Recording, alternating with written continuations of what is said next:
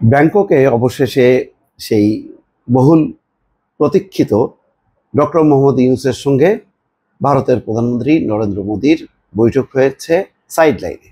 এই মুহূর্তে বাংলাদেশের সমস্ত টেলিভিশনগুলোতে খুবই ব্রেকিং নিউজ আকারে এই খবরটি প্রচার করা হচ্ছে। সাধারণত সাইডলাইনের এই বৈঠকে তেমন গুরুত্ব না থাকলেও যেহেতু দুই দেশের সম্পর্কের একটি টানাপোড়েন আছে এবং এই বৈঠকটি হবে কি হবে না এই নিয়ে একটা অনিশ্চয়তা ছিল, সুতরাং সেই প্রেক্ষাপটে এই বৈঠকটি যে কোনো দ্বিপাক্ষিক বৈঠকের চেয়ে, অর্থাৎ একটা দেশের আর একটা দেশের সরকার বা রাষ্ট্রপ্রধানদের যে বৈঠক হয়, আনুষ্ঠানিক বৈঠক হয় যেটাকে দ্বিপাক্ষিক বৈঠক বলে, তার চেয়ে অনেক গুরুত্বপূর্ণ হয়ে উঠেছে এই সাইডলাইনের বৈঠক। ডক্টর মোহাম্মদ ইউনূস এর আগে বিমস্টেক সম্মেলনে ভাষণ দেন এবং এটা কালকেই নরেন্দ্র মোদী শ্রীলঙ্কার কলম্বোতে চলে যাবেন আর ডক্টর মোহাম্মদ ইউনূস বাংলাদেশে ফিরে আসবেন। কিন্তু এই সাইডলাইনের এই বৈঠকটা নিয়ে গত কয়েকদিন থেকে তুমুল আলোচনা চলছিল। বাংলাদেশ সাইড থেকে আশাবাদী হচ্ছিল, আবার নিরাশা ছিল। ভারতীয় পক্ষ কোনোভাবেই এটা কনফার্ম করছিল না। তারা চীনের বৈঠকের বিষয়গুলো নিয়ে একটু উষ্মা ছিল, তাদের মধ্যে বিরাগ ছিল। তবে ভারত অত্যন্ত কৌশলী। ভারত অনেক ভুল করে, আবার সেটাকে দ্রুত কাটায় ওঠার চেষ্টাও করে। এটা হচ্ছে তার প্রমাণ। যদি এই বিমস্টেক বৈঠককে যদি সাইডলাইনে ডক্টর ইউনূস এবং নরেন্দ্র মোদীর মধ্যে বৈঠকটা না হতো, তাহলে বাংলাদেশের কি ক্ষতি হতো জানি না, কিন্তু ভারত অনেকখানি পিছায় পড়তো। আর এই সুযোগে চীন কিন্তু অনেক বেশি ঢুকে পড়তো। তো দেখেন, এক সপ্তাহের মধ্যেই নরেন্দ্র মোদী ঠিকই ডক্টর মোহাম্মদ ইউনূসের সঙ্গে কথা বললেন। ফলে বাংলাদেশ এখন সম্পর্ক, বাণিজ্য, অর্থনীতি অনেক কিছুর ব্যাপারে ভাববে যে না, ভারতকে পাশ কাটানো যাবে না, ভারতকে রেখেই সবার সাথে সম্পর্ক করতে হবে। তো এই ধারণাটা প্রতিষ্ঠিত করার জন্য এই সাইডলাইনের বৈঠকে হাজির হয়েছেন নরেন্দ্র মোদী। তার আগে রাতের বেলা, গত রাতে নৈশভোজে থাইল্যান্ডের প্রধানমন্ত্রীর আয়োজিত যে নৈশভোজ, সেই নৈশভোজে পাশাপাশি বসছেন। তাতে কিছু ভিডিও এমনভাবে দেখানো হয়েছে যে যখনই ডক্টর মোহাম্মদ ইউনূস তাকাচ্ছেন নরেন্দ্র মোদীর দিকে, নরেন্দ্র মোদী ঘাড় ঘুরিয়ে নিচ্ছেন। দুবার এমন দেখা গেছে। কিন্তু ওইটাই সম্পূর্ণ চিত্র না, শুধু নেগেটিভ একটা চিত্র দেখানো হয়েছে। কিন্তু এর বাইরে যেটা হচ্ছে যে তারা দুজনই নৈশভোজে খেতে খেতে তারা কুশলাদি বিনিময় করেন এবং একান্তে কিছু সময় কথাও বলেন। তো এই দৃশ্যটা অবশ্য আসে নাই। তো মনে করা হচ্ছিল যে এইরকম যখন অবস্থা, তখন সাইডলাইনে বৈঠক কি হবে কি হবে না, কিন্তু শেষ মুহূর্তে সমস্ত যেই কালো মেঘ দূর হয়েছে এবং সেখানে এই দুই নেতা বসছেন এবং এটা অত্যন্ত দরকার ছিল। এটা এক ধরনের ডক্টর মোহাম্মদ ইউনূসের স্বীকৃতি বলা যায়। বলা হচ্ছিল ভারতের শাসকরা শেখ হাসিনা ছাড়া কাউকে মানে না এবং এখনো তারা মনে করে যে শেখ হাসিনা বাংলাদেশের বৈধ প্রধানমন্ত্রী, এবং আওয়ামী লীগেররা প্রত্যেকে সেটাই মনে করে যে শেখ হাসিনা তাদের প্রধানমন্ত্রী। এই বৈঠকের মধ্য দিয়ে প্রমাণ হলো যে না, এখন বাংলাদেশের বৈধ সরকার প্রধান হচ্ছেন ডক্টর মোহাম্মদ ইউনূস। তিনি হচ্ছেন জাল ভোটের মাধ্যমে নির্বাচিত হওয়া প্রধানমন্ত্রী শেখ হাসিনা, আর ডক্টর মোহাম্মদ ইউনূস হচ্ছে জনতার গণঅভ্যুত্থানের ফসল।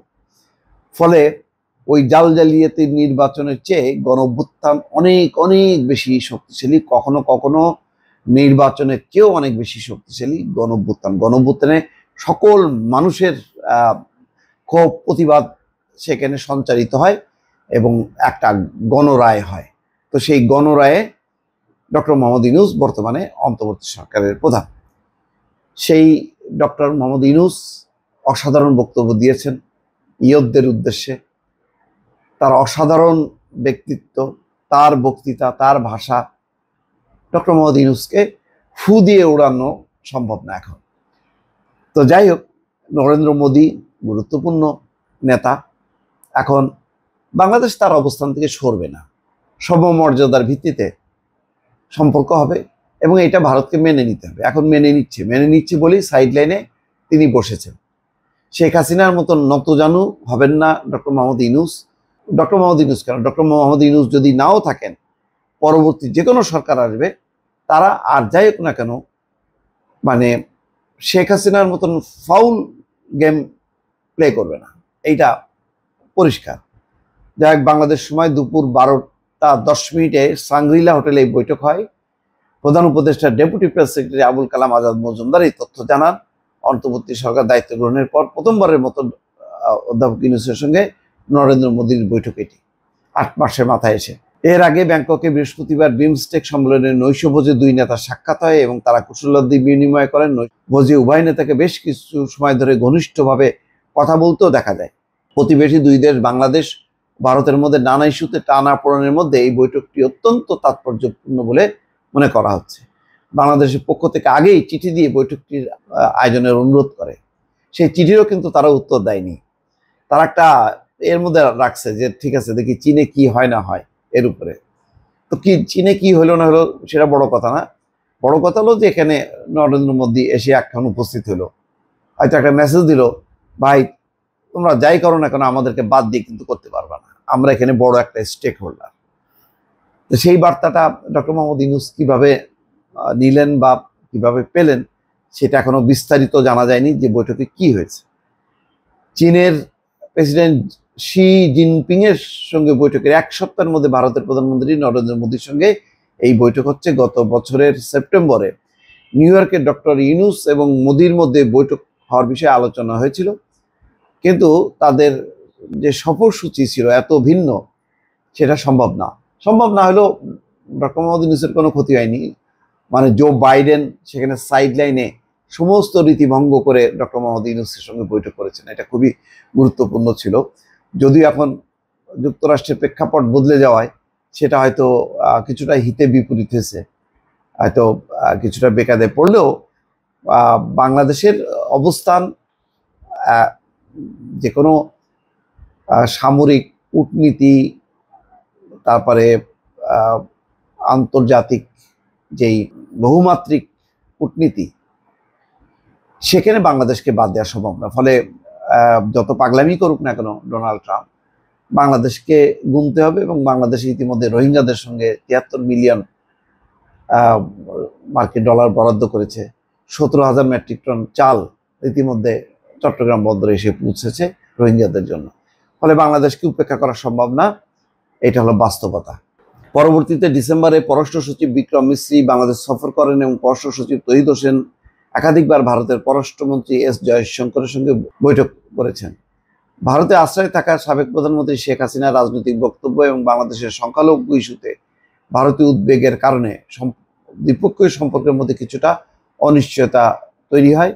এসব বিষয় সামনে রেখে ব্যাংককে এই বৈঠকটি নতুন একটি যুগের সূচনা হিসেবে দেখা হচ্ছে, যা ঢাকা দিল্লি সম্পর্কের ক্ষেত্রে গুরুত্বপূর্ণ পদক্ষেপ হতে পারে। তারপরেও সম্পর্কটা একেবারেই মসৃণ হবে না এই কারণে শেখ হাসিনা দিল্লিতে বসে থাকবেন, দিল্লিতে বসে থেকে সে কলকাঠি নাড়তে থাকবেন এবং এর ফলে শুধু শেখ হাসিনার প্রতি বাংলাদেশের মানুষ এবং সরকার বিরূপ হবেন না, বাংলাদেশের জনগণ, বাংলাদেশের সরকার, বাংলাদেশের রাজনীতি সবকিছুই সবসময় ভারতের বিপক্ষে একটা অবস্থান থাকবেই। যতক্ষণ শেখ হাসিনা সেখানে অবস্থান করবেন ততক্ষণ এই অবস্থাটা চলতে থাকবে। ফলে এখন ভারতকেই সিদ্ধান্ত নিতে হবে তারা এই মানে সম্পর্কের যে টানাপোড়েনের এই সমস্ত বিষ তারা রেখে এগোবেন নাকি এগোবেন না। ভালো থাকবেন। আল্লাহ হাফেজ।